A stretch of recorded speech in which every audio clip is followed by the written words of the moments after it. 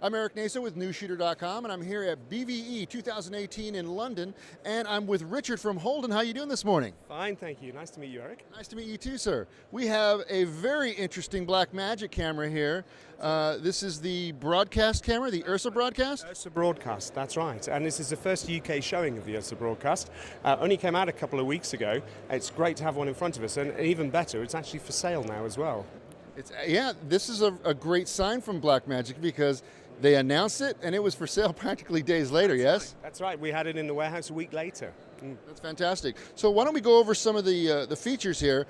Sure. The one I'm really interested in is this beautiful B4 lens that a lot of us have that we maybe not have been able to use. Get in the garage and find these B4 lenses or eBay, because there are a lot of them about. And it's brilliant to bring them back to life again. Now, Blackmagic did something special. It's not just a B4 mount. Let's go ahead and talk about why this is a special camera for these B4 lenses. That's when they decided to build something that's aimed at ENG and live events, they wanted to be able to use these B4 lenses. I think they've been surprised at the popularity of people using B4 lenses on URSAs and on the micro studio cameras. It might have caught them out a couple of years ago, but they've been quietly tinkering away, working out how to do a better B4-based camera for this sort of environment. So what they've done is the B4 lenses are primarily designed to work with 3 sensor cameras. So you've got RGB sensors, and those sensors, they work in a sort of wafer where there's a tiny spacing between the RGB sensor. So the lenses project those different wavelengths at tiny different variants, and if you put that onto a single sensor, it can cause problems. So they've put what they're calling a relay lens in between the back of the B4 lens and the sensor, which is about a micro four thirds size. So the relay lens does expand it ever so slightly, but it doesn't lose much light, but also sorts out the slight spacing of the RGB channels so they perfectly hit the single sensor. And in addition to that, they expand it ever so slightly so it covers the full size of that sensor. Anybody that's tried, I have a really nice B4 lens that I've been using on GH5. I tried it on GH4. I never really used it. I had an adapter for it, but a lot of chromatic aberration, a lot of image issues. That's what this relay issue will deal with. So you won't have any chromatic aberration. So basically, the body is very similar to the URSA 4.6K? Yeah, well, it's the same body, effectively, and you can actually put the same lens mounts on. So you can put the Nikon mount, the Canon mount onto this. Of course, it's a smaller sensor than the URSA Mini Pro, so there will be a crop factor involved. But it does mean that if you don't have any of these lenses, you could change it for the EF mount or the Nikon mount and still happily use the camera until you get hold of one of these. Now that's really great. It's fantastic. The camera is also priced extremely competitive. Let's talk about the pricing.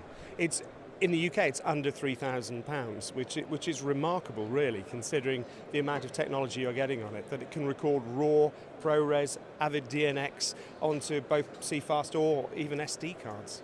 And did you say it does RAW? It does RAW as well, that's right. So obviously in an ENG workflow, RAW doesn't quite make sense, but it does mean you can use the same camera for more artistic types of production. At that price point, I mean, we're looking at high-end mirrorless cameras. Yes. Cost more than this. There are, aren't there? I know, it is absolutely remarkable. And yet you're getting broadcast quality recording and SDI functionality. And it's UHD at 50p or 60p for you guys. So it's not just scraping it with UHD. We're really getting all formats of UHD. And this is 10-bit 422 UHD as well. What type of variable frame rates are available, if any? Right. It's not really a very speed camera. We've got all the traditional rates. We've got 23.98, 24, 25, 29.97, 30, 50, and 59.97 and 60. So we can't do slow-mo recording, but of course you can shoot at 50 or 60p and then play back at 25p. I really like 60, actually. I think it does add a nice little touch. And don't forget, this can do UHD at 60p. Which is very nice. Remarkable. You wouldn't be able to do that onto the SD cards. You can do UHD at 30p in ProRes onto SD cards, but you could certainly do HD at 50 or 60p onto SD cards. The base ISO looks to me to be about 800. And it's actually more like a broadcast camera, so we're going to dB as opposed to ISO. That's right. That's right. Although you can use shutter angle, so us filmmakers will feel quite happy in the world of URSA. You can change it between angle and shutter speed. You can change it between ISO and gain.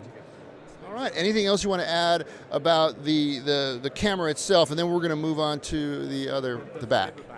Well, really, I mean, it's remarkable that at this price point they've made something which will record Avid DNX at ProRes, fast turnaround codecs onto fairly domestic media at this price point. You know, it really is going to change the whole industry. And don't forget, we've got things like neutral density filters, things which the early Blackmagic cameras lacked. I don't know any cameraman who wouldn't be at home using this sort of camera, or certainly cameramen of my age group. The URSA broadcast is great for ENG work, but it also can be used in live production, and this is what we're seing here. What is this, the back for that? This is the camera fiber converter, and this is another remarkable bit of kit from Blackmagic Design.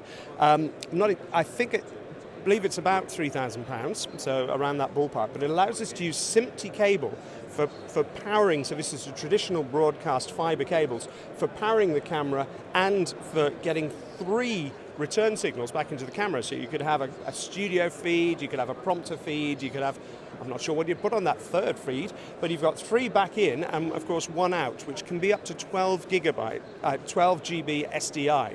So UHD at 60p and 50p coming down this fiber converter. So you can of course do HD or 6 gig SDI at 25 or 30 or 12 gig. What I've heard is that the 12 gig SDI is a little too fast for the SMPTE fiber connection, which of course, you know, a lot of broadcasters will have lying around already. But the camera uses a TECO compression. Built into this fiber unit is TECO compression, which is a terribly low latency, lossless compression, in order that you can squeeze 12 gig SDI, UHD at 50 and 60, brilliant for sports production, through this fiber connector. But this also means you could use this fiber back with other cameras which aren't capable of getting 12 gig SDI out. So it could be a good seller, you know, across the whole market. And again, I'm going to go back to the sensor size. This is going to be a lot easier to hold focus. Yes. For broadcast, we don't really want to, you know, hunt and find the action. If you're following, you know, if you're following the action, if you're following players on a football field, the last thing you want is that lovely Super 35 shallow depth of field. You're going to really be struggling. So this is because of this smaller sensor, because of the nature of the 2/3 lenses, and the lenses are parfocal, of course. So you can zoom out, zoom in. It should retain the focus as long as you set the back focus once. Because of the nature of those, we can follow action as it goes on. It's very hard to do that with a DSLR style camera. Much easier with something like this. Absolutely. Well, I'm looking forward to getting my hands on one of these. Blackmagic is going to send me one as soon as I get back for a little trial and error and see what happens. So I'm really looking forward to it. Richard, thank you. See what you think. Yeah, thank you, sir. Thank you for your time. Appreciate it.